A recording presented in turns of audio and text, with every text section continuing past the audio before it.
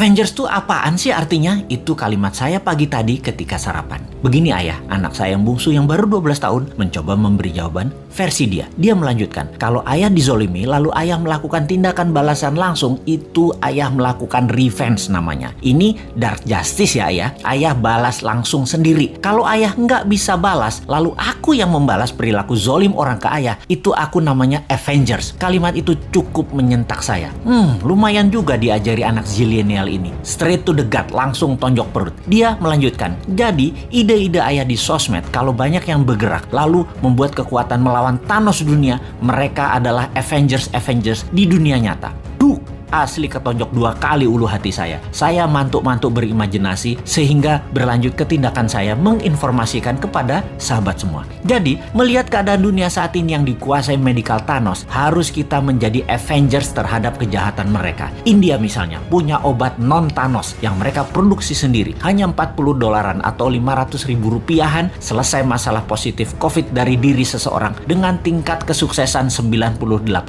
Di sisi ekonomi, keadaan ekonomi dunia yang dikuasai Thanos ekonomi yang namanya dolar dan sistem pinjaman IMF, kita harus buat imbangannya dengan rupiah. Thanos lain kita juga harus punya solusinya, yaitu mengalahkan Thanos teknologi Tiongkok, Thanos produk Tiongkok, Thanos uang Tiongkok, SDM Tiongkok yang sering dilindungi pejabat, yang kalau diganggu sama warga Indonesia akan mati Indonesia itu dan tidak akan dibantu lagi Indonesia itu sama Tiongkok. Ini berbahaya buat Tiongkok karena negara Tiongkok adalah satu-satunya yang bisa menolong ekonomi, dan jangan bikin marah karena mereka jadi nggak bisa bantu nantinya. Pejabat segitu rendahnya ya ke NKRI-anmu, kok herannya masih berkuasa dia, padahal rakyat nggak pilih dia loh, tapi dia bisa melakukan apa aja saat ini. Segitu kuatnya tanaman program mindset di masyarakat ya. Tapi bener deh, saat ini buzzer banyak yang japri DM ke Bosman untuk tobat, bahwa setelah keluarga mereka banyak terpapar COVID dan bahkan meninggal, mereka mikir juga untuk selamanya menjadi corong semu kebenaran. Waduh, bahaya ini kalau lover jadi hater. Kita tidak boleh membenci saudara sebangsa. Kita hanya mengingatkan perilakunya buzzer yang menjadi ancaman integritas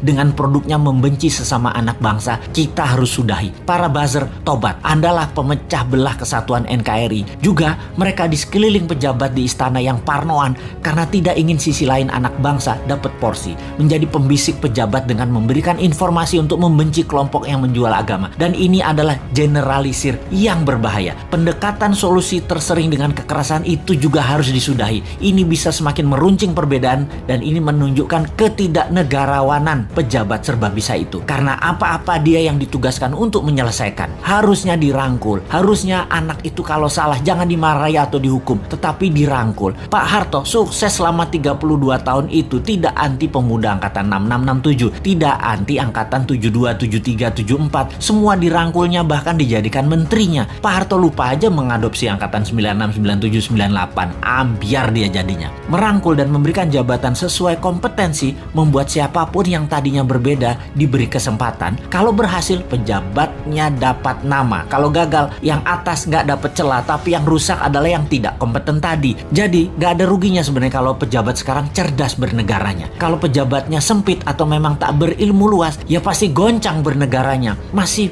belum nyadar juga ya wahai para pejabat ini. Ubahlah segera, reshuffle kabinet dengan mengganti 50% orang baru yang new mind. 3 tahun ke depan cukup membuat negara ini keluar dari arah yang miring ke satu sisi. Dan ingat, ada 190 negara lain yang bisa kita kerjasamakan, bukan hanya Tiongkok saja. Bener deh, yang tidak kompeten dan tidak cocok dengan perang dunia ketiga ini jabatannya dilengserkan, ganti dengan 30 orang baru. Tapi ya sudahlah, jabatan ada batasnya kok. Kita kembali ke Avengers. Dunia saat ini dikuasai dark side, dikuasai Thanos. Pertama, kita harus melakukan pemahaman dulu bahwa globalis cabal itu ada, tindakannya kejam, dan negara-negara pejabatnya yang lemah nasionalismenya pasti kemakan mereka, dan negaranya tadi jadi jajahan versi baru. Kita harus edukasi bangsa Indonesia ini jangan bergantung pada asing-asing dan globalis, tetapi kita harus berdikari, kekuatan ekonomi sendiri, kekuatan kesehatan sendiri, bergandeng tangan dengan mereka yang nasionalis di luar juga banyak, seperti India salah satunya. Jauh-jauh hari Bosman mengatakan obat COVID India akan menjadi terkuat di luar Tiongkok dan globalis. Sungguh, India is the next China, Afrika is the next province of China, Indonesia bisa the next Amerika kalau pemerintahnya paham. Tapi urusan ini kita biarkan dulu. Sebarkan video video-video Bosman ini untuk masyarakat memahami globalis musuh kita bersama dan oligarki perusak sistem bernegara Indonesia. Kita harus memberikan pemahaman bernegara